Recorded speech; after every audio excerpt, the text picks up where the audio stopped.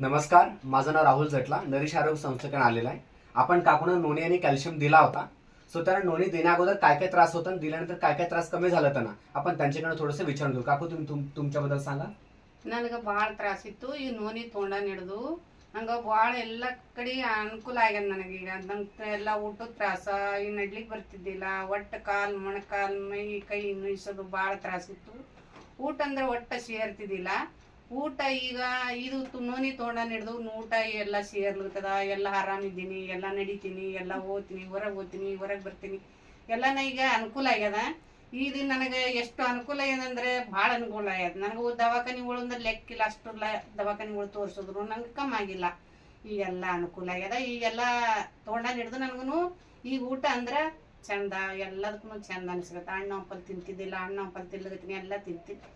ಇಷ್ಟೇ ನೋಡು. काकू, ज्यांना हे जे त्रास आहेत तुमच्यासारखे, तर तुम्ही त्यांना काय सांगू शकता? त्यांनी घ्यायला पाहिजे की नको घ्यायला पाहिजे? ತಗೋಬೇಕು. कशासाठी घ्यायला पाहिजे ते सांगा.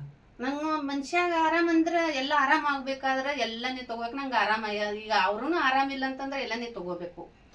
तुम्ही नोनी घेतल्यापासून आणि कॅल्शियम घेतल्यापासून तुम्ही समाधानी आहात का? ಆ ಸಮಾಧಾನ ಈಗೆಲ್ಲ ನಂದು ಸಮಾಧಾನ ಅದ. ಕ್ಯಾಲ್ಸಿಯಂ ಗೋಳಿ ತೊಗೊಂಡ ನೋಡುದು ನನ್ನ ಸಮಾಧಾನ, ಎಲ್ಲ ಒಟ್ಟಿ ಎಲ್ಲ ಸರಿಯಾಗಿ ಸಮಾಧಾನ ಇದ್ದೀನಿ. ಆ ಕ್ಯಾಲ್ಸಿಯಂ ಗೋಳಿ ಮತ್ತೆ ಇದನ್ನು ಎಲ್ಲ ತೊಗೊಂಡ ಎಲ್ಲ ಆರಾಮ, ಒಟ್ಟಿನೂ ಸಮಾಧಾನ, ಎಲ್ಲನೇ ಸರಿಯಾಗಿದ್ದೀನಿ ಈಗ ಸದ್ಯ.